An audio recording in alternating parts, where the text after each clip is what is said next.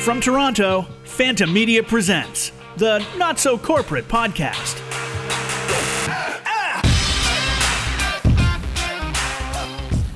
Hello. What's wrong with that hello? No, that was good. That was 3 hellos. Anticlimactic. Anyway, welcome to the Not So Corporate Podcast. I am your host, Mark Drager. I'm joined here in studio with Leah Earle. Hello. And today we have a very special episode, Leah. It's special because a few weeks ago we put out the call to our listeners and said, please help us, please, can you go to iTunes and, I don't know why I'm doing that with a weird accent, but anyway, please help us. Go to iTunes and leave a comment or, exactly, I want some more. Leave a comment or a rating for us, and we would love to set up a time to speak with them. So today, we had 3 of our listeners who we're going to reach out to, we're going to call, and we gave each of them like what half an hour we're going to give them, and we're going to talk to them, and we're going to find out who they are and what they think of the show. Hopefully they don't hate us because we're not going to leave a positive comment, and we're just going to genuinely just chit chat with them. Yeah, we're going to also take all of our other listeners along for the ride. Right. What a journey it will be. Yeah. Oh my goodness, I am so giddy. Excited. I'm giddy with anticipation. Are you giddy with anticipation? I am. I feel like people aren't giddy with anticipation enough these days. I don't really know what purpose it serves or why we would want more of that. Why we want more anticipation? Giddiness? Yeah. Yeah. My son is giddy a lot of the times. It just means that you laugh a lot, right? Yes.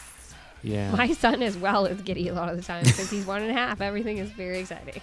You know what? I was working on a forum on our blog. You know, like on our blog, you can sign up for stuff. Yeah. And you know how people talk about split testing buttons, right? Where you could put submit, you could put click here, you could put different things. Like I think we had something like submit right now or sign up right now or something. And I was sitting beside my wife last night. I was like, would you be more likely to sign up to a forum if the button said giddy up? And she was like, yes. I love the idea of the button on a forum saying giddy up. And then I typed it up, and it looked completely ridiculous. It was like the silliest looking button. It's a silly word, but that is a good point because I feel like I would click it because I'd be like, what does giddy up mean? I don't know. Right, but it doesn't actually, like it's a funny joke. Like I think if I took people to the thank you page saying, thank you for submitting giddy up or something, it's like a funny concept, but as a button, the word giddy up does not work at all. It's one of those words that almost looks Welsh because there's a lot of... W's and Q's and stuff, or what? Y's are also something the Welsh have a lot in there. Yes. Anyway, that has nothing to do with this week's episode. So, okay, let's get into it. Well, hold on. Let me look at my notes. So, okay, so the listeners, they don't know that we're recording them. Okay. Anyway, so first call is going out to our friend in Western Canada, correspondent Mike Mackenzie. Let's do this.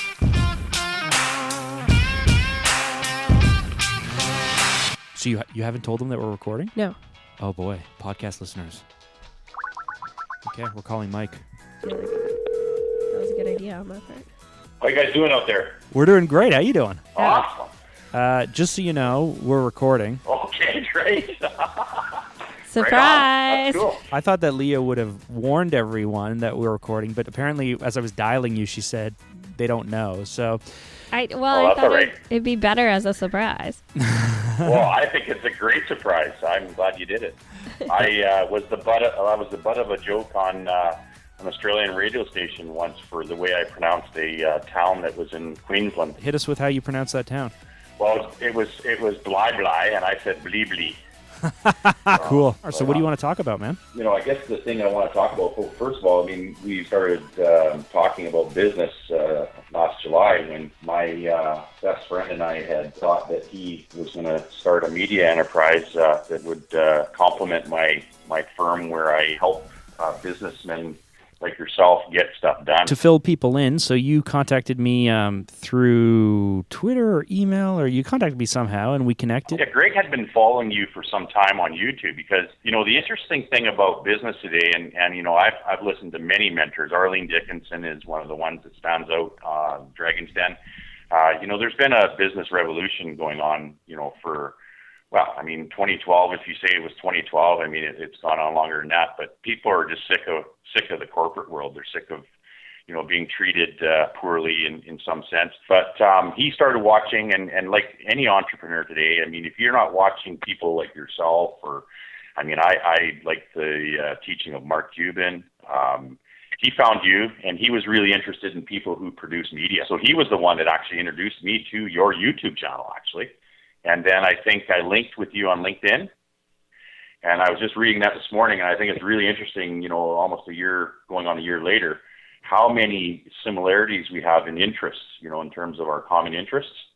And I think the theme for what we're doing here, and what I'm learning from listening to your podcast, because I think they're wonderful. I laugh at you guys. It's like I'm in the room with you, and it's terrific. You guys are really keeners. Your product is excellent, and so I think that I'm just actually starting my enterprise this year now, 2016. I figured out what I do in 2015, and now it's time to get things going. And obviously, to scale the business or to have any kind of opportunity, you need to be working with people who know what they're doing. So that's how we met. And then we've had a chance to connect by phone a few times, which was great. And you're huge on Twitter. I watch your Twitter feed sometimes, and I'm just like, I'm amazed because I'm not really a Twitterer. I'm not really Twitter. Yeah, and even on Facebook, like personally, I've really slowed down because it's just like, but what I watch the way you do, and I'm just like, wow, this guy's on Twitter, man. So anyway, so it's your half an hour, man. What do you want to talk about? I think the common theme for our two enterprises is helping people. You guys, and you guys have been a big help. What I'd like to do is find out if you're. I sent a couple ideas to you, and I just, I didn't put a lot of thought into them per se. I've thought that the thing that I think that sucks about the Canadian mainstream media is that no one gets pushed, to think, or they're even when you listen to reporters' questions, sometimes they don't even ask questions that need anything other than a yes or no. They don't think about how they ask people questions. And, seeing that you're interested in things like politics, I don't know how much you are, Mark, but I've recently, I like the current events.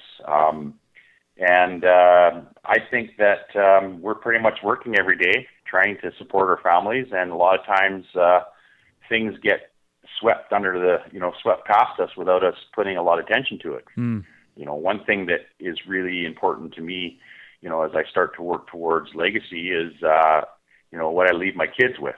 It's interesting because when we set out to create the podcast, Leah, when was that? I guess we talked about it at the Christmas episode, but in April, I think is when we launched. End of April. I don't think you had the idea before I left for mat leave. No, so I think it was about halfway you sent me a message. halfway through your baby vacation. Yeah, 6 months in, you sent me some stuff. So February or something that you were like, I'm going to do a podcast. Yeah, when we set out to create the podcast, I wanted to create an environment where, as you mentioned, we were like a bunch of friends hanging out, chatting and talking. And then when we started, I kind of realized that maybe we're not as funny as I think we are, or maybe you are. We just got to get more traction. That's all. I appreciate it. But anyway, I was thinking maybe we're not as cool or funny, or maybe we're meaner. Like it might we're not cynical. Be funny, but maybe cool. Maybe we're. I don't think we're as cool. Meaner than I thought. But so then. You guys are cool. But Mike, it's balancing the hangout time versus the value in the interviews, and the other thing is you guys don't even hear all the stuff that we cut out. There's a lot of me talking that gets cut out. Yeah. Like sometimes Leo will put a cut together. I'll be like, there's just too much of me. Like let's tone it down a bit. So that's what I wanted to. Great editing though, right? Well, that's what I set out to do. But the thing with the current events is over the months, and as we're coming up to our 1-year extravaganza, which will see us hit our 1-year anniversary, and we'll see Leah go off to produce more human life. as we come up to the 1 year Thank you. to the extravaganza, it's that more and more people definitely do not listen to the podcasts at the time of production. They bounce all over the place. They listen out of order, and this is kind of evergreen content. So, like something that we did early on, which I thought was a ton of fun, which was the China updates with Roland. I noticed that this morning when I was listening to Yeah, well, we cut them because it was too current. And so, if someone's listening to something today from last June, they don't really, pre-China blowing up in August, they don't, Anyway, it was just, so that's the thing with current events. So one, our main goal is to continue to keep it a place to hang out and have fun amongst friends. Yeah. It's the second thing is to have more conversations like this with listeners, because I don't want it just being the 3 or 4 of us around the table. I want it to be, everyone, and I don't want it to be like, us versus the listeners or anything, like all of us together. No. So that's cool. One question I thought to ask you guys this morning, when you interviewed that Matt Garner, that guy seemed pretty serious, and he asked you, what do you get out of the podcast? Like, you got to have, what do you get out of it? A month later, what do you say to that? Did I not answer his question? Not. Yeah, you did, but I'm interested to know what you say to it today, because you probably thought about it a little bit, right, afterwards? Yeah, listen, like Matt, I know what you said. Matt's a great guy, and he's someone like you that we connected to. I already know. Yeah. I don't remember what I said because I don't remember half the things I said. I can tell you. You said you laughed. You laughed. Yeah. Oh, we don't get anything out of this. We do this for fun. Yeah. Well, I wrote down the notes. I'm looking at the word. I laughed. Right now, I laughed at him. So I wrote laughed.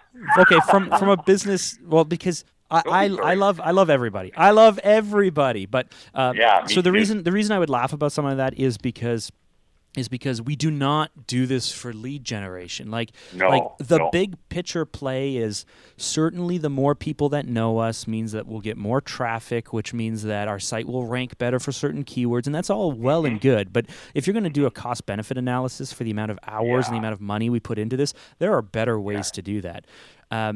Also, it's audience, right? Our audience really isn't clients who listen to the podcast. It's other people like us. Right? So within our social media strategy, are we doing a social media episode up in the future, Leah? Yeah. Okay, so we're going to do an episode on this, but our social media strategy has 3 targets. It's got what we call the community, which are people like me and Leah and you, Mike, and Matt and everyone else. So those are the people who are better than us, are as good as us, earlier than us in our career, part of a creative, somehow part of the community. Then we have prospects, who are people who we want to work with, who are marketers or communicators. They're in a communications role or a marketing role, and they have very specific set needs. And then we have brand friends. So we have friends who are people who love us, who love what we're doing, who love everything about us, but aren't in the community and aren't ever going to work with us. And that's the way we think about it. And this podcast is 100% for our community, which is why we're so focused on trying to add value, and then potentially for our brand friends. We have lots of people who listen to the podcast and go, you know what? The interviews are the most boring things ever. All we care about is that fun time you guys are spending together, talking and having fun. And then we have other people who listen and go, oh gosh, skip the first 14 minutes, go straight to the interview. That before and after stuff you guys do is a total waste of time. I don't give a shit about any of that. Just go straight to the interview. And that's just because if you're a brand friend, you're probably not going to care so much about the interview.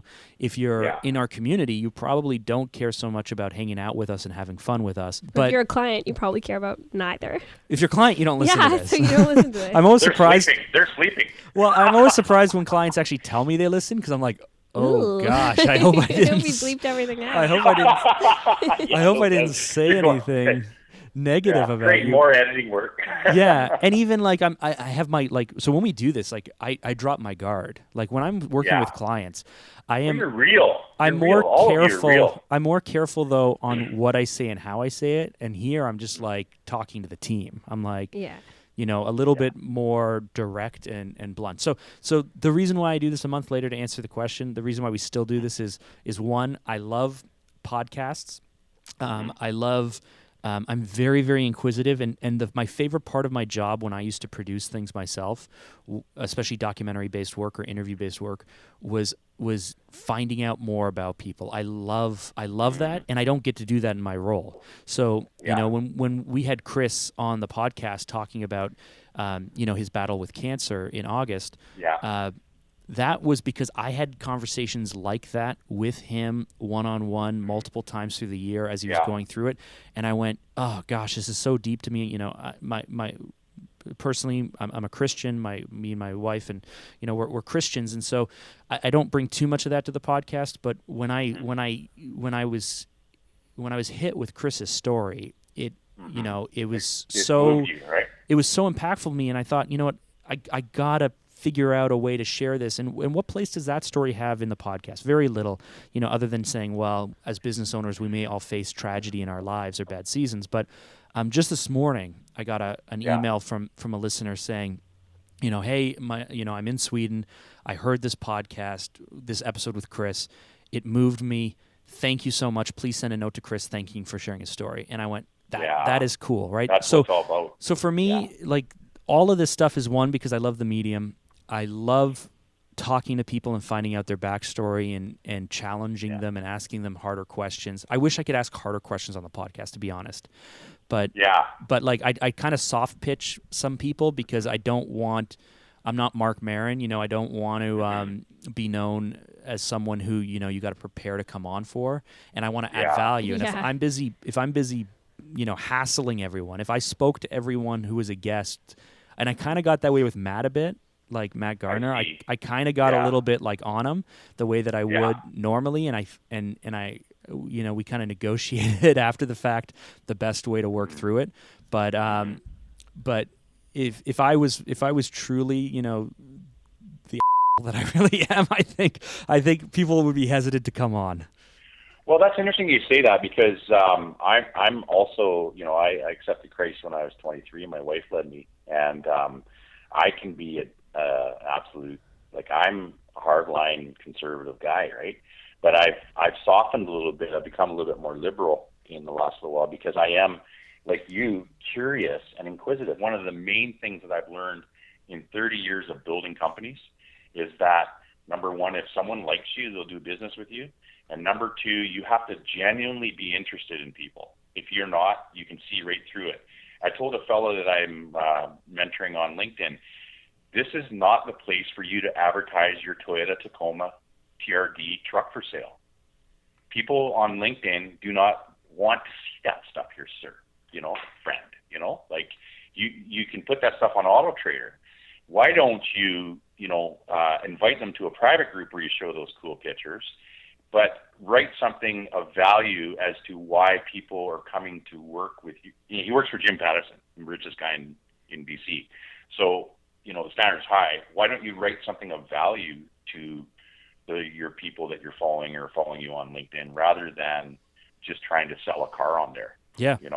Yeah. So you have to be genuine, and people see right through it. And most people would, if they were asked, would honestly say, I hate dealing with car salespeople, because they just come across as being, they will cliche.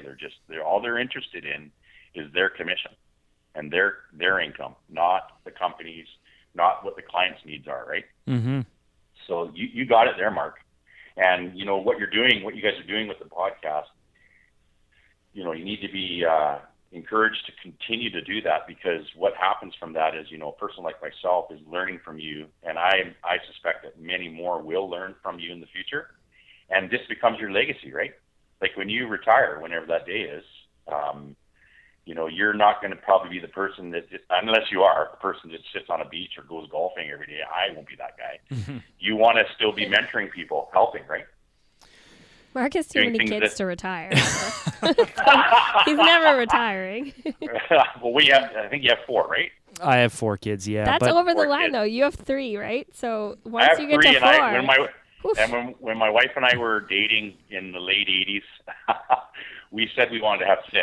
Oof. But, wow. Reality set in. Yeah, the trick is to get married young, have kids young, and then have them so close together that you don't know what you're doing. And then you're like, oh no, what have we done? Oh yeah.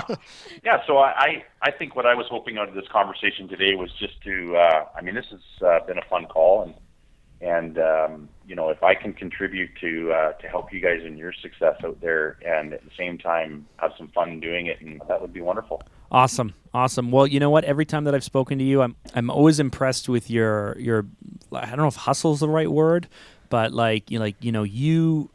you come from, my perception is you come from a professional sales background where you're you're clear, you're articulate, you're focused on values, you get to the point. And I'm always reminded that I could learn from people like you. So listen, man, I appreciate everything that you do, listening and tweeting and following us, and that's cool.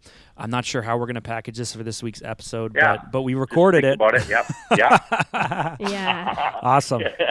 All right, we got to bounce, so much Mike. for the So call. thank you. Appreciate it. Have a great nice week. talking to you. Okay. Thanks for taking the time. Okay, ciao. Okay, so that was our conversation with Mike. That's fun. He's a fun guy. Yeah. Fun guy, get it?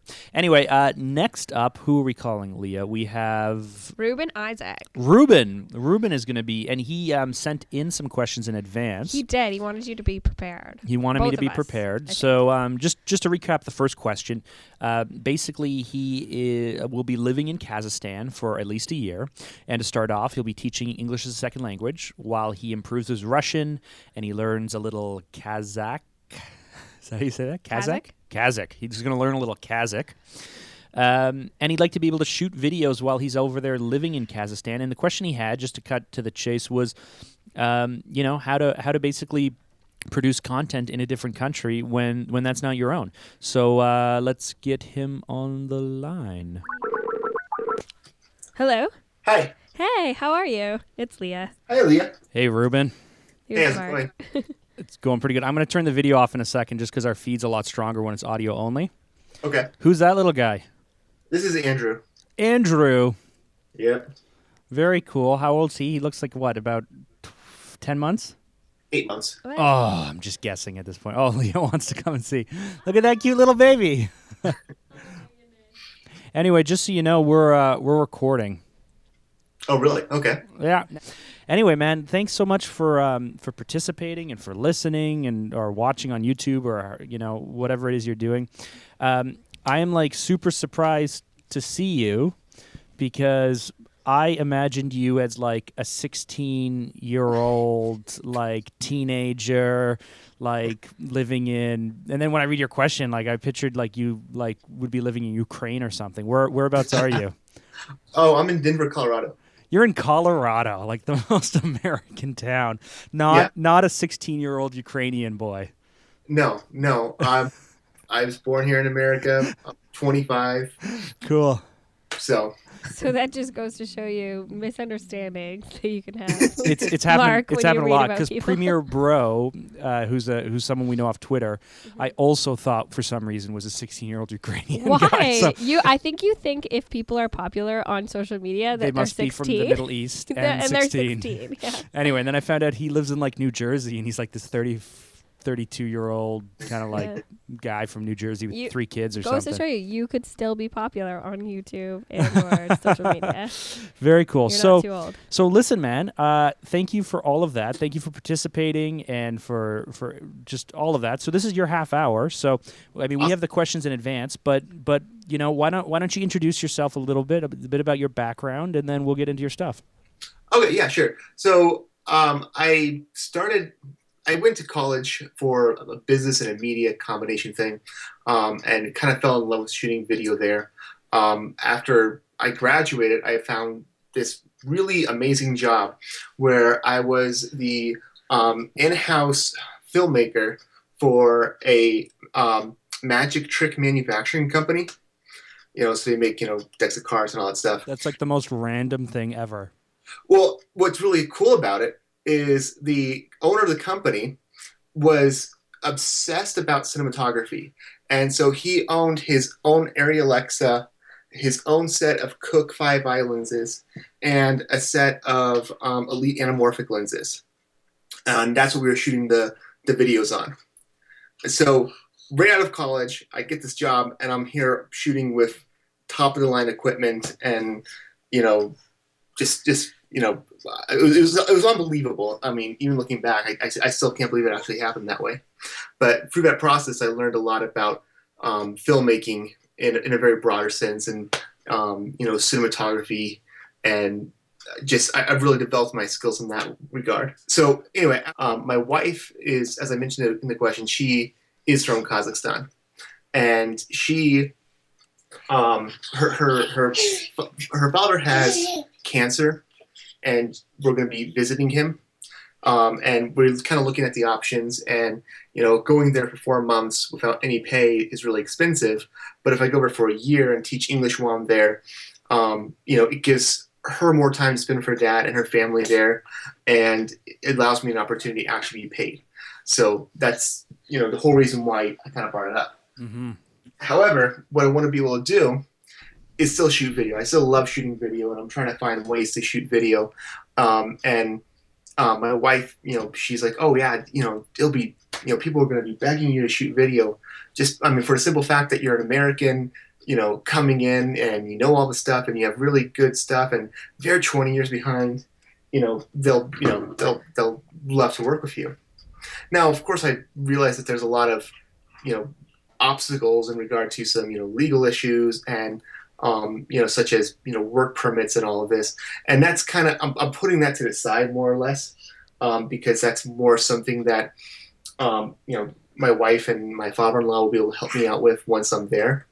I'm kind of more just, I don't even know how to phrase the question. I just have no idea what to expect, by shooting in a non-Western country. I right away the things that would intimidate me about it, although do you think he's looking for things that would intimidate him, or does he have that list down? Editing would be hard in another language. I'd find that extremely difficult. Because obviously you'd shoot people's videos in Russian, right?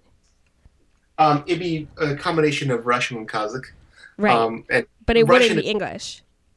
No, Right. It wouldn't be. It's more of an issue if it's in Kazakh than Russian. Russian, that won't be too much of a problem.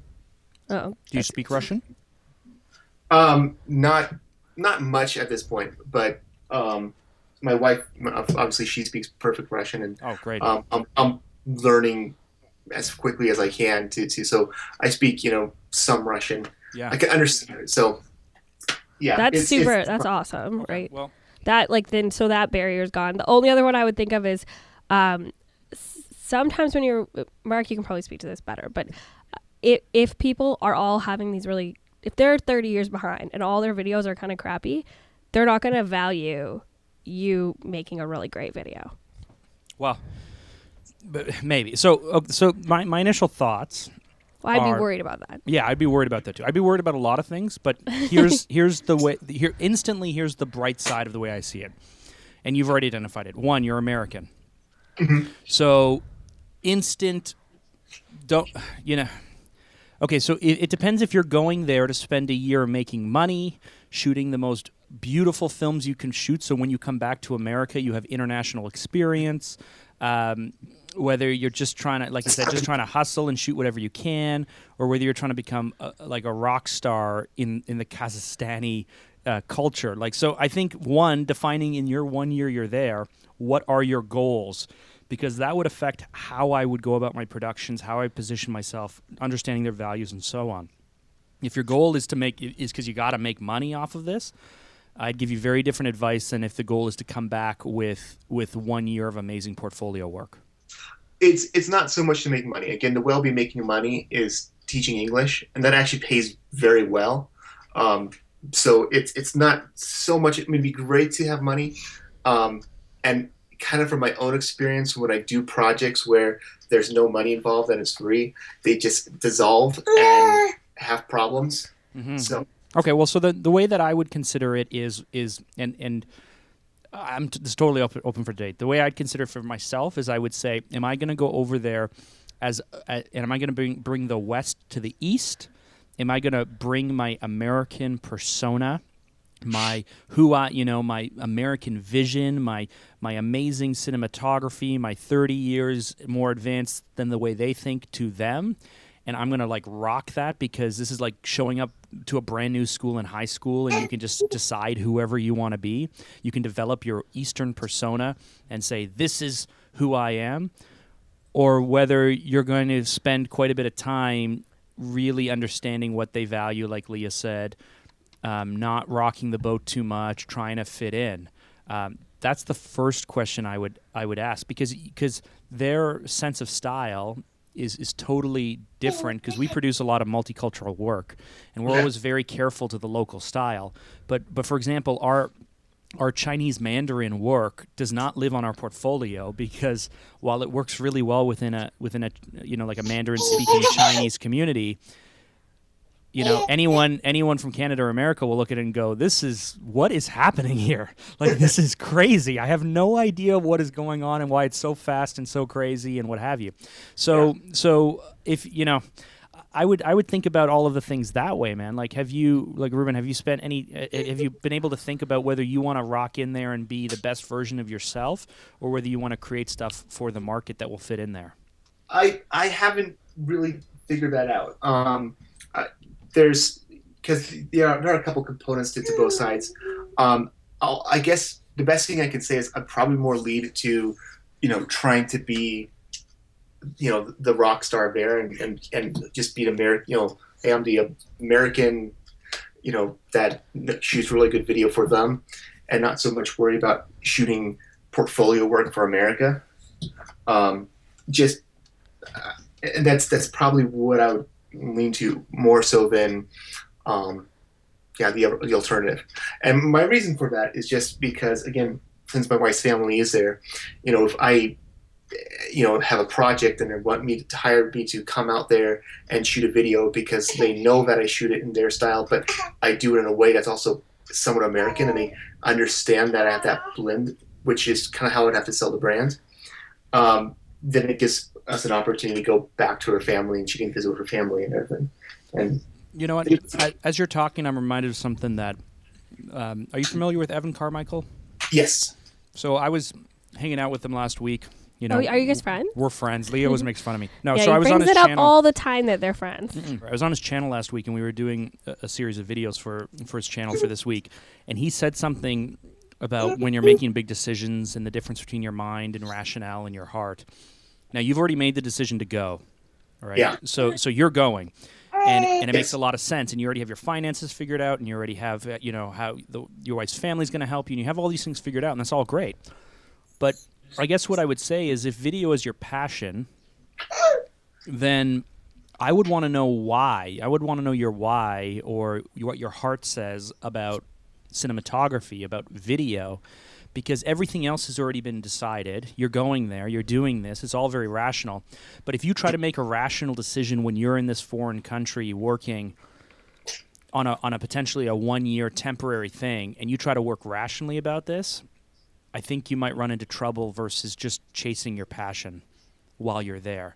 Because anything that's temporary, I think can either be an opportunity where you're like, there's a deadline and I have to make the most of my opportunity, or you can easily find 7 months of the year going by without you ever really digging into it. You know what I mean? I guess the first thing I'd have to do is basically see, what, again, how they are culturally and receptive to the content, because the value to me would be to have future, paid productions, whether it be, again, in the United States, if that's the way it can work out, or if it's going to be future productions in Kazakhstan, and just creating connections in the country that I make even my own little niche of again, being the American filmmaker who shoots in Kazakhstan. But ultimately, either way, it's to have future work that is paid. So my advice, my tactical advice, which I kind of went through already, is if you want to create it for that market, I would learn the market, learn the culture, learn their sense of style. You're setting up in a brand new country. You're there for a year. As you said, you're not quite sure what the question is. I'm not quite sure what the answer is. Do you know what I mean? Wouldn't a good way to start would be to look for freelance opportunities there? He only has a year though, right? You got to make it. You got to make it in a year. So if it takes you 6 weeks or 8 weeks or 12 weeks to set up your contacts and get the project in, where you're 3 months in, if it takes a month or 2 months to work on the project, you're 5 months in. I feel like a year is a really short time. Yeah. And there's a chance it can end up being longer. Okay. It's just I know I will be for a year, just because again, it's for ESL, it has 1 year contracts. Yeah.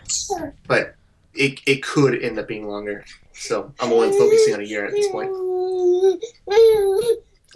So the question you wrote in though, in terms of Kazakhstan being 30 years behind, and you coming in as an American, basically you got to find people. You got to ensure that your market values what you value, right? And so if I think about like the Bollywood market in India for making films, they obviously have a different sensibility.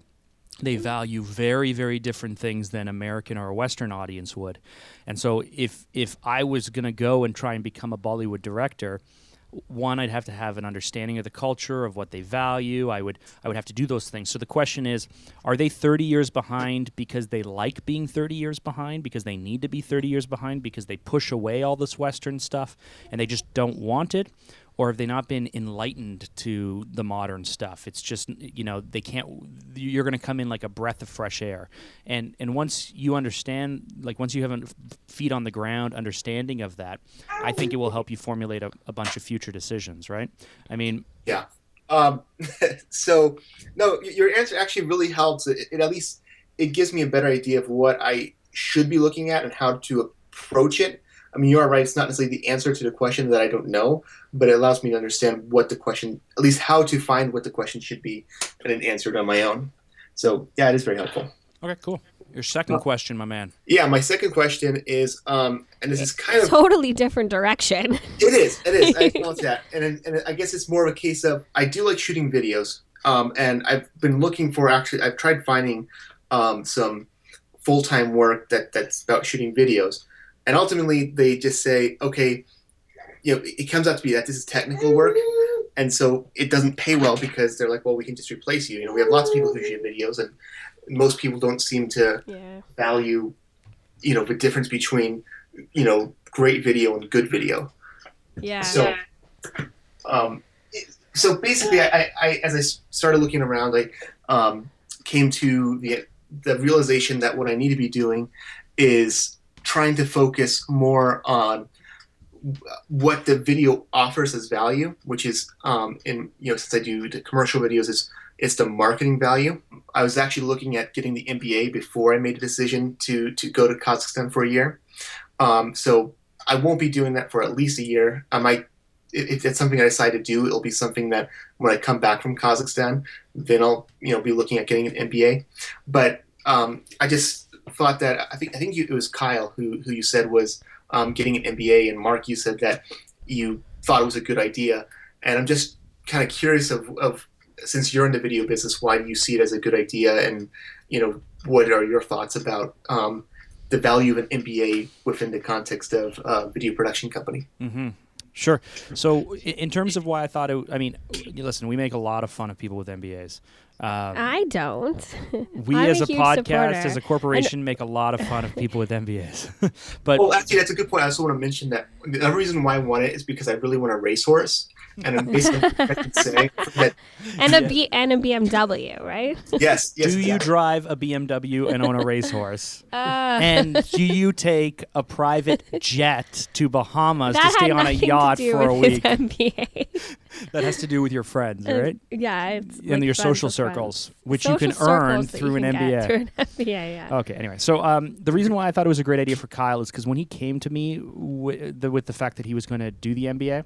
Mm-hmm. Kyle is he's younger than me. I was going to say he's older than me. He's my age. Yeah, so he's 30.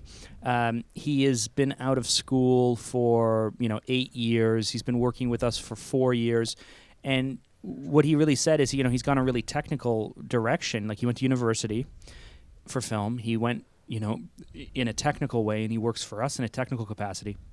But he felt that he really wanted a more formal environment to get a greater understanding of business, of finance, and of marketing. And so why I thought it was a good idea for him, because I found it really interesting, is because he's not doing it because he's a career, he's not doing it as a career student. He's not saying this is the next step in my career. He's not saying I'm going to do this so I could get the title at the end of my card, or to say, I have an MBA. Ooh, he's doing it solely because he's like, at this point in my life, I felt like it's something that I want to do.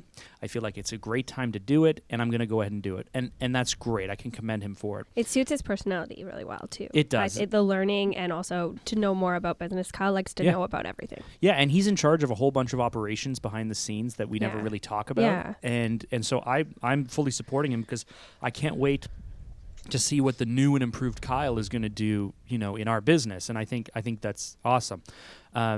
I can't tell anyone to go to school or not go to school. All I can say is if you right now, if your strengths are fairly technical and your passions are technical, then you should become the best technical person in the world at what you're good at, because it's going to be very hard to lean into something that you're not fully passionate about.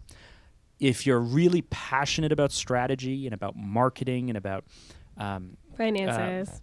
I'm going to say, never mind finance. I'm just going to say, if you're really passionate about marketing and about business and about strategy, I don't know if you need an MBA to learn that stuff, because you're so passionate about it. Your passion will draw you in that direction. You will learn things online. You will read things. You will watch things.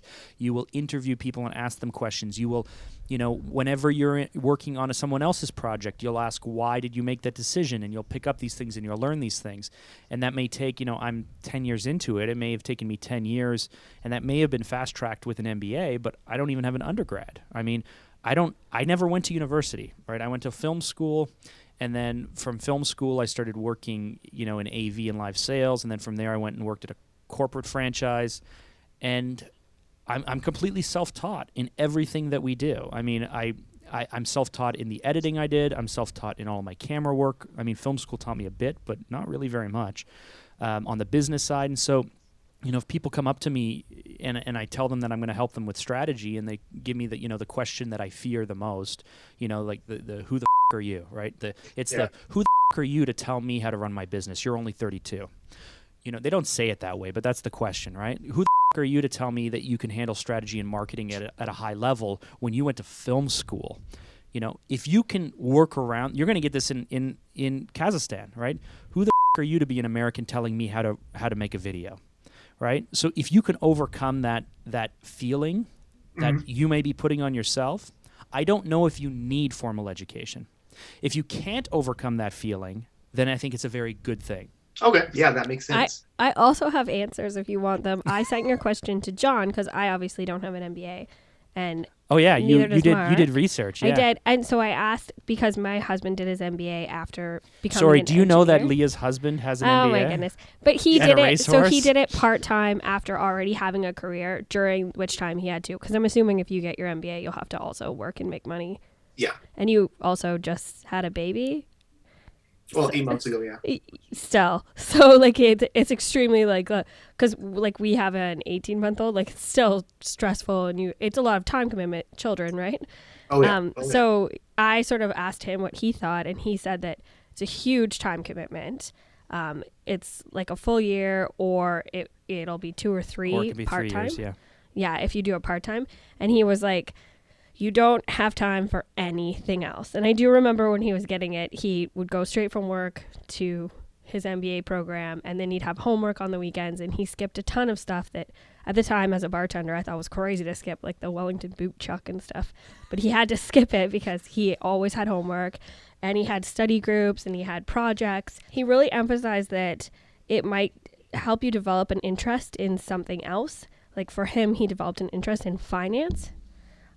And so if you're not looking to do that, and you're looking to stay as someone who maybe is an entrepreneur but works in film, I don't think it has as much relevance for you. But he still thought it was a great thing to do. But he said in terms of project management, he said it's better to just get a PMP. It's way cheaper, and it's a simpler, less time commitment designation, right? The project management.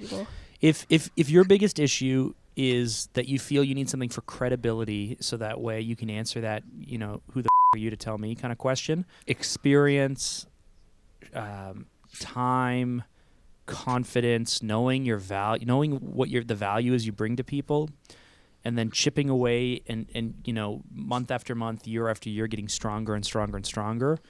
I think even with an MBA, you still have to do the same thing. Yeah, I definitely agree, Mark. There's no shortcut to becoming confident or credible or experienced. And it's, when I was listening to you talk about where you started your career, I was like, oh man, that sounds awesome. Because I started my career at this my video career at this franchise where I worked for a year and a half doing internal stuff, and I made so many mistakes. But I could hide all my mistakes because I did my own editing, and they weren't a video company; they were a franchise. They had low standards, but oh man, I just produced so much content, made so many mistakes in those year and a half that it was totally an amazing experience. Because I could just fast track things. So that's the other thing. If you have the opportunity to fast track certain things by maybe taking the job that is at a smaller company where you can learn more of those skills for a year or for 8 months or for a year and a half, because your MBA is going to take time. It's still going to cost you, I don't know what it costs in the States, but it could cost you your 30 or 40 or 50 grand. Yeah, about that. So why don't you take a $50,000 pay cut over 2 years and go work for the company that you're enamored and in love with, and be like, this is my MBA to myself. I'm going to take the pay cut and work at the feet and surround myself with people who challenge me and inspire me and lift me up. Or do listen. I'm not telling you not to do the MBA, but I think there's different ways to look at it in today's market, because I don't think you need it. I think you can do it, but I don't think he needs it. No. If you're passionate, and if you can find that confidence, I don't think you need it. Cool. Well, listen, man, we got to run, but thanks so much for listening, and keep writing in comments and everything, and it was super good chatting with you, man. Yeah, likewise, and I'll definitely be doing that. Okay, ciao. Yeah, nice to meet you. Yeah, nice to meet you. Bye. Oh, that was so good to connect. I hope we were able to help Reuben stay passionate, Lots my of friend. big choices in his life. Yeah. Oh, man. I have, the That's one thing what I you're didn't supposed to ask him, I did not ask him about the food over there. Oh, man, whenever people travel, I should have asked him. But he hasn't about gone it. there yet. No, I know, but some people, I love all kinds of food. So Right. whenever I travel, I'm excited to try food. There's certain people who don't like any kind of food other than steak and potatoes or Pasta. something, or pasta if you're Italian, I guess, or spicy meatballs. But I forgot to. I should have asked. Anyway, we'll get him on the line a different day. But wait, man, I'm excited. So next we have Tamera. Yes, Ms. Tamera Weeks, who is a super YouTube fanatic. Can I call it? Is a fanatic a nice word? She is like a fanatic rock means she's star. like a fan. Yeah, she's a YouTube star. Yeah, she came. We started connecting last June or something. But she's everywhere. She's all over YouTube. She does awesome things. I'm so excited to be able to connect with her, because she's just such a positive person. And let's get her on the line. Huge supporter of our show. Really cool. Right now. Call her. Okay. Call her right now. Mrs. Weeks? Well, hello there, Mark in the car. How are you? I'm doing great. How you doing? I am good. Oh my goodness, I'm so excited to talk to you. I feel like me too. I feel like you're we've YouTube commented each other, we've sent Twitter messages, but I'm talking to you and you're like an internet sensation to me. It's like when you meet a star and you're starstruck. So why don't you introduce yourself? Well, I am Tamera Weeks, and I have a YouTube channel that has turned into being about cerebral palsy. That was not the intention of my channel. I have a daily vlog Monday through Friday, and I was going to put Micah up, and I started calling it Micah Monday, and I thought friends and family would want to see Micah, see what she's doing, and I knew that the world would love Micah because everybody loves her smile, but that was kind of as far as my thought went. Now, Micah's your daughter, right? Yes, she is the oldest of 6. She has cerebral palsy, and everybody wants to see Micah and nothing else. So she's the star. and yet you do all kinds of things. I've watched you do little box opening things from Walmart supplies, and you were cleaning out your closet recently. So this is your whole you're putting your whole life up there. Yeah, I sort of have turned it into my whole life. I wanted to, when I started my channel, I love the idea of doing product reviews. So I was looking for things that I could do product reviews, so I started doing some unboxing stuff. But my audience doesn't really care about unboxing stuff very much. So then I thought, now this is something really interesting.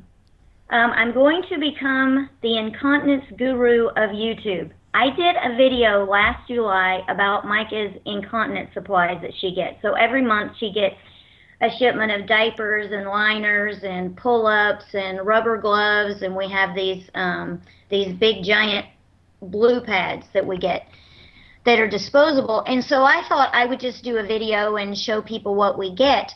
That has been my #1 video every single week, every single month since I put that up. I did a video last week about one of the diaper companies that we use, Tranquility. They changed their packaging. And so I just did a video about the new packaging that they have. And then I got a notification from YouTube saying that that particular video in the first 3 days had more views than any other video that I've put up in the last 6 months. And I video every day. That's pretty funny. Is that interesting to you? It is. Well, you know what's interesting to me about you is so I mean I've learned a lot about you watching your videos and your family, and I think you've mentioned that one of your sons is in the military. Is he? Yes. And he's at tech school right now. Pardon me? He's at tech school right now. Oh, is he? Okay. So, but you have this big family, and I go, what are you doing at this point in your life that you decide that you want to do the internet video thing and put it all up there? What happened? Like, I'm interested in your origin story. That's a very interesting question. I started my YouTube channel literally because I thought, you know, we always hear that we should be able to make money at what we're good at. You know, find something that you're good at and you should be able to capitalize on that. Regardless of if you go into the corporate world or you're an entrepreneur or, you know, you have some hobby on the side, you should be able to capitalize on whatever it is you're really good at. So I thought for years, what in the world is it that I'm good at? I've done a lot of the stay-at-home mom, home-based business things. Sunk thousands of dollars over the years trying to do this stuff, and it's just not working. It never has worked for me. So I thought, well, what else can I do? I'm really good at my job. I'm not currently working out in the work world, but at the time I had a job where we did phone surveys. You call up people and you ask them a bunch of questions about stuff. I was very, very good at it. And I thought, well, what can I do for myself that I'm really good at? And I decided I'm really good at chatting. I love to chat. And I thought, well, why not start a YouTube channel and I can chat with the whole entire world? And that's how I started my YouTube career. That is so awesome. Okay, so I could spend all day talking about how likable you are and stuff, but this is your half hour, and so what do you want to chat about? Well, I'm super excited that I'm chatting with you. You are Mark in the car. I heard Evan say the other day that he referred to you. You guys were doing some videos together, and he referred to you as Mark in the car. I haven't seen any videos from Mark in the car in a while. Is he still doing videos? Leah, is Mark still doing videos for the Marks in the car? No, he is not. Can I tell you a few things that happened, which is okay. So in October we released that video saying coming soon. We're gonna change up Mark in the car, and it was only intended to be a name change for the series because Evan has said that he doesn't like the name Mark in the Car, and we were talking about it. So we were going to change the name, and it was only going to be a 2-week window where we were down. And then what happened was, which was unexpected to me, was one, it got dark. I leave my house at 6 a.m. every morning. This was unexpected to you. I didn't think about when I started the series the fact that when I leave the house in the wintertime, it's dark. Right.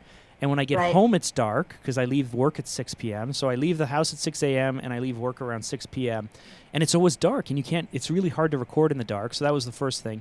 The second thing is my car had some issues where it was making a lot of noise. And then Leah, you went on away, and then I went away, and then it was Christmas. So it's top of mind. I know that the fan Tam, you, the one fan, is screaming for it to come back. So we'll work on it shortly. But yeah, sorry, it's your time though. Oh, that's really funny. No, I love you talking. How come Evan doesn't like Mark in the car? Does he think it should be something else? Yeah, he thought that it was he thought that it was a cop-out name. Right? I did that video back in August about why, answering Evan's question, why I named things the way I named it. And Evan is really great at pushing people, but Yeah, he likes to push me a lot. And I thought Mark in the car is cool, but we were going to come up with something better. So it's just on standby. It's not gone away, and we'll keep going soon. It was a very convenient parameter though for a video. Like Yeah. it worked really well, the system for us, because Mark would record them on his way in answering a question, and he always had like a time every Yeah. day that he could record. Yeah. And now that we're doing it not in the car, it's like, where is it? I recorded one in Mark's not in December. the car. You can do a new one. Mark's not in the car. Right. I did one in December that I just left in the can. I never even gave it to Leah to edit. I shot one. Yeah. And it was just like, oh, it's so boring when you're not in your car. So anyway, it's gonna come back. You've inspired me. That's it. We're going back to Mark in the car, Leah. That's how fast Yeah, we roll. maybe we'll just go surprise. Surprise. We're back. Well, what about lunchtime? What do you always eat in the office at lunchtime? I do. I tend to stack my meetings back to back. So Oh, I you don't I have run time. out, and some of the videos actually have been recorded like in the parking lot of the supermarket, because I'll run out to like our local supermarket has a salad bar, and I'll get some lunch, and then I'll record it on the way back. But I need to do Leah. You're gonna hold me to account, okay? Okay. Next week, a new Mark in the car is going out. Okay. You heard it here Alright. first. Yeah. Okay, I heard Okay. it here first There you live. go. I try to be a man of my word, so now it has to happen. Yeah, Mark in the car. I'm really glad that I got to be one of the first 5 people so I could get time with you live. This is really cool. I know that really your ultimate target audience for those 5 people would be future customers. I'm not a corporate person, so I'm not really a future customer for you. I don't have an audience on my channel that is corporate because, people that are watching me, they are special needs, or they just, for whatever reason, have an interest in what it is that I'm doing. But I would love to try to share you in some way if I could. I just love what you do. Well, thank you. And you know what? That's not a problem at all. I mean, so like we've talked about this internally a lot, and I think we're going to do an episode in the future on our social media strategy, but we have 3 main targets, and one of them is our community, is what we call it, the community, people who are creative, into video, they run businesses, or they're camera people, or they're artists. Well, they And have a that's- YouTube channel. Or they have a YouTube channel. Yeah. That's who our podcast market is to, the community. And then we have our prospects, as you mentioned, people who will hopefully buy from us one day. And then we have our brand friends, people who love us but aren't in our community, but also not going to ever buy from us. We do this podcast for the community and for our brand friends. So the fact that you responded and that we could chat is awesome to us. And Okay. it's are you still doing your hashtag share? Yes. Yeah, that did you Yes, thanks that you to landed on that one word? Yes, I did a whole video about my one. Well, you saw that one because you commented. And so, so I'm trying to figure out how to incorporate the hashtag so that everybody really knows that's what my one word is. Like people like me and you and Believe Nation, we get the one word, but nobody else does. So they don't really know about the one word unless I'm really incorporating it in every video. And I'm trying to pay more attention to that and figure out how to make that one word for my community. Mm-hmm. Awesome.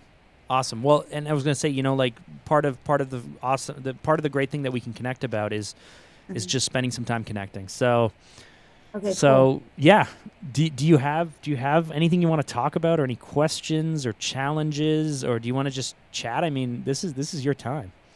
Oh, I love chatting. I did go through I have 2 things. I did go through your website. I watched a whole bunch of your videos that you have on there, and I wanted to thumbs up all of them, but there's no thumbs up on the website. And they were really, really good, really interesting. I love the one that you did with the race car that was really intense. That was about 15 minutes. Oh, that series. Yeah, that was a so for a touring car series, we did like a web-based reality TV show.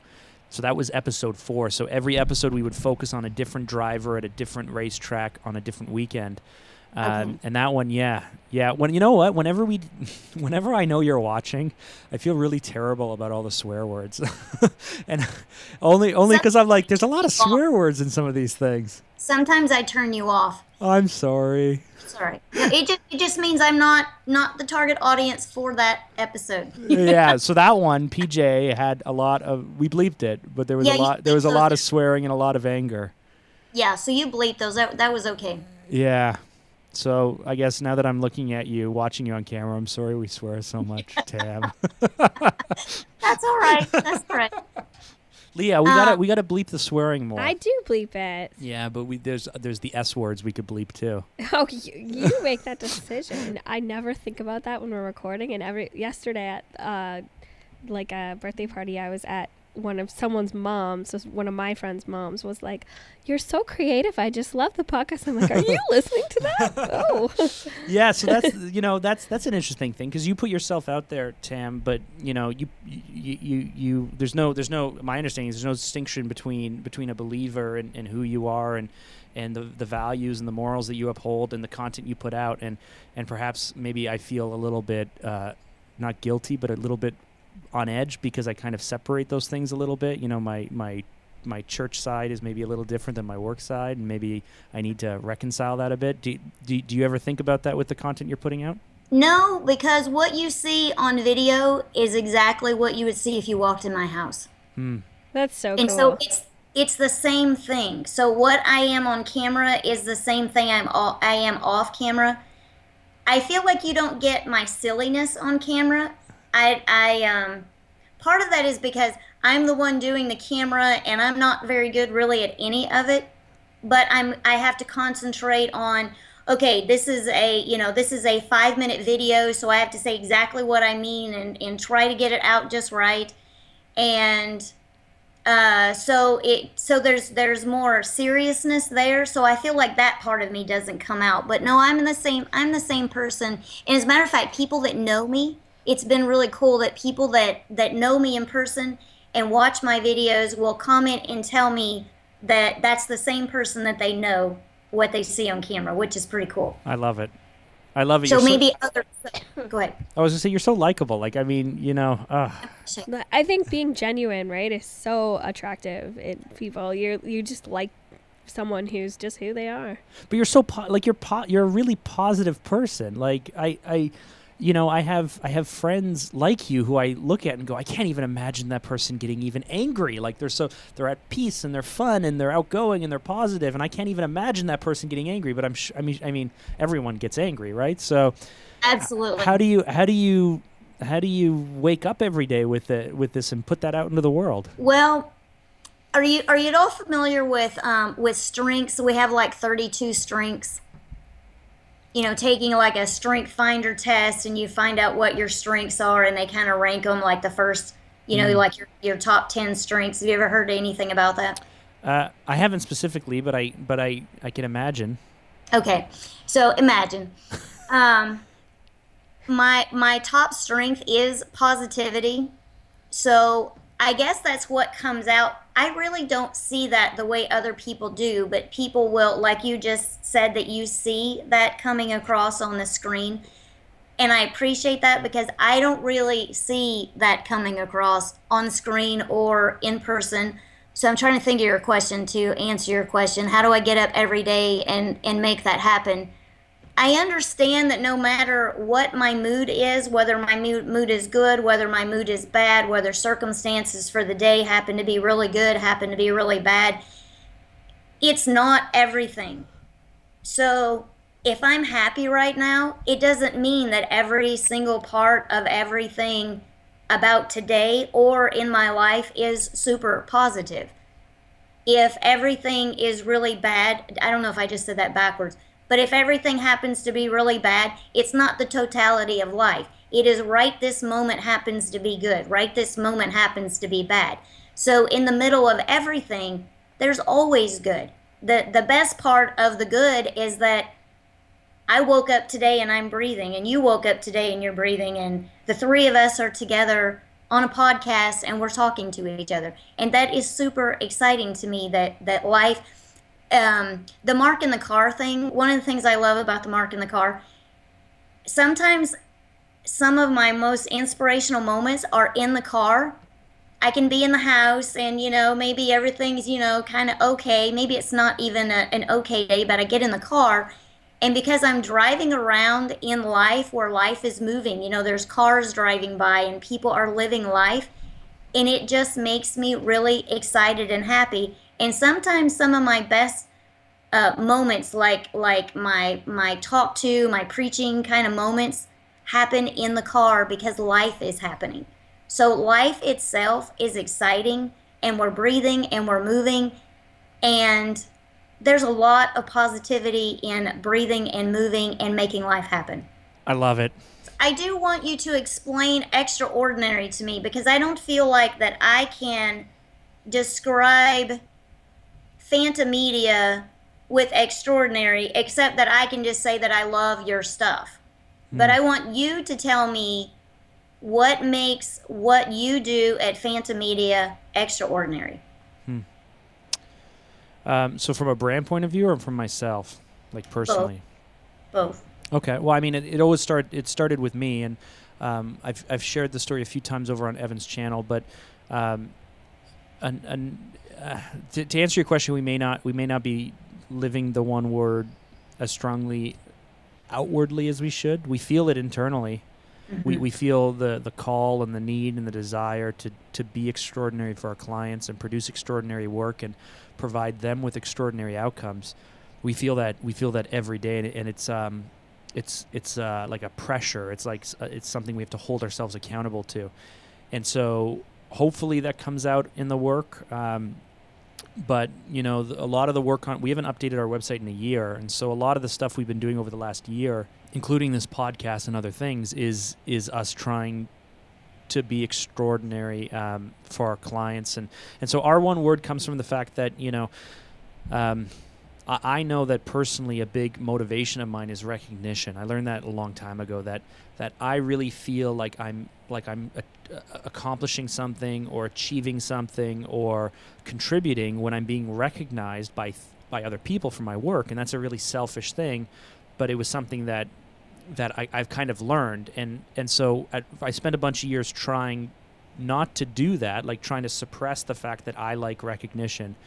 And then finally someone said to me, okay, if that's what helps get you up, if that's what gets you going, if that's what helps you help other people is just being recognized for it, then don't diminish that. Just admit it. Maybe it's vain, maybe it's ego, but admit it and then use that for good. Yeah, right? That's actually a strength. Oh, okay. Well, cool. So part of it was recognition, and I just felt that I hit a point in my business a few years ago where I wasn't personally doing work that could contribute to the business being recognized, to me being recognized. I had a team of strong people who were doing good work, and the business was being recognized, but I didn't feel like I was doing anything to contribute to it.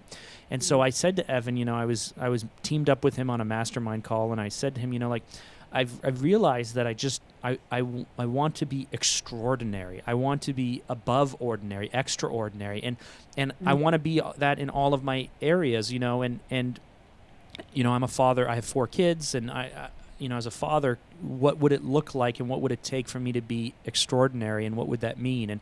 And as a husband, and as a person of faith, and as as a business owner, and as an employer, and as a friend, and all of these things, and I'm really falling short in a lot of areas, but it's something where when my son interrupts me and says I don't play personally. I don't play at all. As a kid I think I may have played, but I had a weird childhood, and so when my kids come to me and they say Daddy, I want to play, mm-hmm. I don't like playing. I don't like playing games. I don't like doing that stuff. It's just to me, it's like we can work together. I understand that. I don't play. I feel like I had children so that I could play Legos.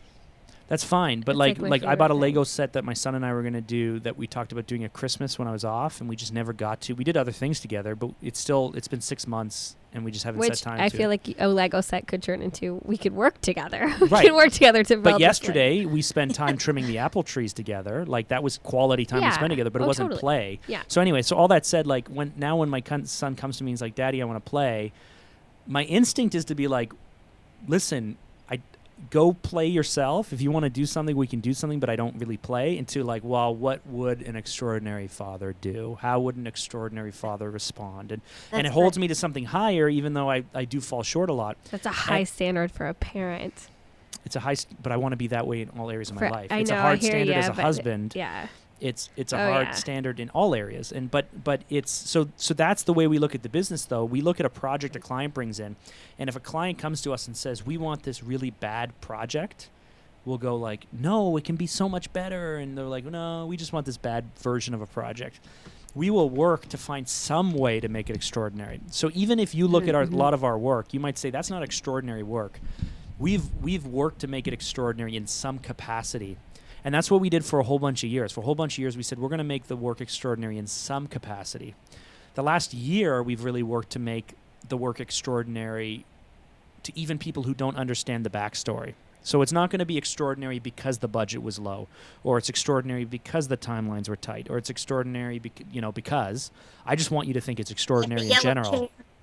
Like the yellow chair. Yeah, and that was something where that's our new mindset. It's like, well, let's not make it, a pretty good video because we didn't have a lot of budget. We with that project, we did everything we could to try and make it as extraordinary as possible. That is a great story. Well, thank you, and that and that's who we want to be going forward. So our current website, as much as people compliment it, as good as it is, I don't think it really represents where we're at in the business right now. Because it takes us 6 months to develop a new website, and then even if I started today on a new one, 6 months from now, I think we'll be even better. But that's what extraordinary means to me, and sometimes it's daunting. Like picking such an ambitious word, I think is, I don't know. That like pushes you. Yeah, like your one word. Does that just perfectly help you communicate exactly who you are today, or does it really push you to a much higher standard? It completely encapsulates what I do, why I started my channel. And since I found the one word, I feel very focused now, because now when you ask me what I do, which I didn't answer with this when you first asked me in the beginning of the conversation, what I do is I share. I share my life, I share Micah, I share my goals, I share stuff that I'm interested in. And now when I'm doing the videos, I can say to you, so share with me, about whatever it is I'm talking about on the video. So I can include you by using the word share. So I think that it has, it gives me something, it kind of pulls it all together to have the one word. So what am I doing? Well, I'm sharing. Okay, well, what's this video about today? Well, today when Micah gets home this afternoon, one of her CNA's name is Deb. She's been coming here about 5 years, and she was on a video about a week and a half ago, and she wasn't feeling well. So everybody's like, oh, we're so sorry, Deb's not feeling well.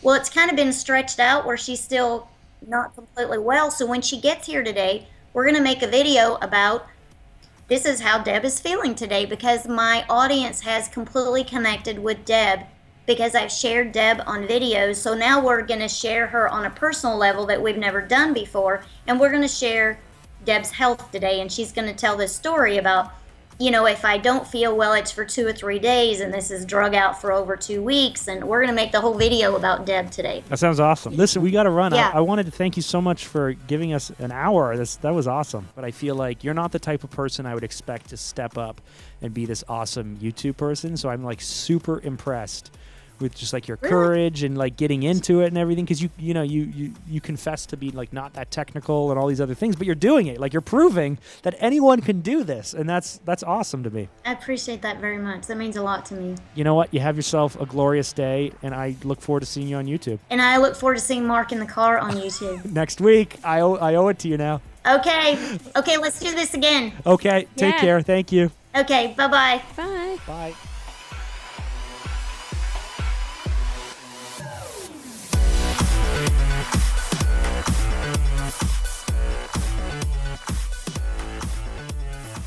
Do you feel good now? I feel good. Yes, I feel 100 times better after Yeah. talking to her. Yeah. What an awesome lady. You know what? She you know, I'm not going to swear so much anymore. Good. I don't know if you're going to cut out the part of the conversation where we talk about swearing, because we had a longer conversation with her, and what's going on the podcast is probably going to be an abridged version. Can we say abridged? Is that a nicer way of saying cut down? So we were able to connect with her for like close to like over an hour. But you know what? She challenged me. I'm thinking about this now. I'm going to try to swear less. It's starting right now. It's a good thing for someone with kids, right? I guess so. I don't swear around my kids. No. It's just I you know what it is? Swearing to me is Does your wife swear? I feel like your wife doesn't swear. No. No. Sometimes as a joke. We only really use swearing as like for emphasis. Right? So like when we're angry we won't swear or things like that. But it's just like for emphasis. But that's it. That's behind me. That I'm dead to that. Right. She has challenged me to be a better person. Well, at least one person had a life-changing experience during this podcast. That's great. The Not So Corporate Podcast, changing people's lives, One at a time. Even if it's only Mark. the host of the podcast. I love it. Listen, I appreciate all the listeners, those who were able to join us, those who support us, even you, the listener who does not ever interact with us or do anything. Or hates our podcast, but just listens to it anyway. Right to the end. Yeah. We still appreciate you. We still appreciate you. Anyway, so we love that we're able to do this, that we're able to connect. It was super fun. I think we'll do it again in the future. As I mentioned at the Christmas episode, we want to interact with people more. Yeah, not less. More. Not less, more. So as always, if you have a question, that listener who does not interact with us, if you have a question, you'd like to connect with us sometime, why not drop us an email, feedback@notsocorporatepodcast.com. You can reach out to us at Twitter at Phanta Media. You can connect with us on Facebook at Phanta Media. We don't have podcast-branded Twitter or Facebook things, but whenever someone tweets, it comes right to me. If they leave a Facebook comment, Lee and I are seeing it. Yeah. We try to respond to everything. Reach out to us on YouTube. And we love it. We get excited. We're like yes. Yeah, like Facebook, Twitter, YouTube, we're not on Pinterest. Instagram. Do you talk on Pinterest? I don't even know. No, it's like photos and stuff. Yeah. Pinterest. I feel like you should be on it because you're a mommy. Yeah. I have Pinterest. But I don't think you talk on it. I've never talked to anyone on it. Anyway. I just pin pictures of cool crafts you can do with your babies. This was a bit of a fun episode and almost a gift to ourselves because we were able to connect with cool people. Thank you, us. Yes. You know what? Thank you, us.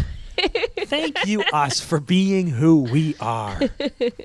No, it was great. I super appreciate it. And Leah, thanks for all your hard work setting up all those calls. I know it was a lot of extra work on your behalf. And thank you to the guests who joined us, as always. This is just such a... Can we put something happier under, not our normal, like, boom, boom kind of music, but just something happier, something more harp-like. Can we do that? Okay, like a harp. Harp-like. Okay. Okay, with that, we're going to call it a week, and we'll talk to you next week. Yeah. Weird yelp at the end. Sorry.